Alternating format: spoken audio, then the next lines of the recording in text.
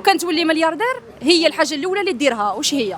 الحاجه الاولى نشري الحانوت اللي نخدم فيه والمعلم نرجعو يسيق عندي. هذه العفسه الاولى اللي نديرها واني شاحن فيها. وعلاش؟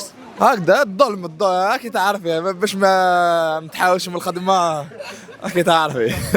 وسي ندير برو انا اللي حايب زعما تكون جاو عندي دراهم نديركش عفسه جامي دخلت للجزائر. قول لي شحال اكبر مبلغ لميتو في حياتك؟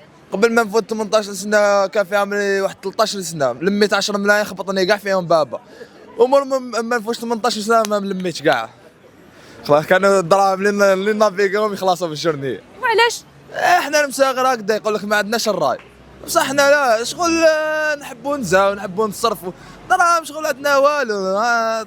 تصور 100,000 جورنيات تصرفها تصور 200 تصرفها.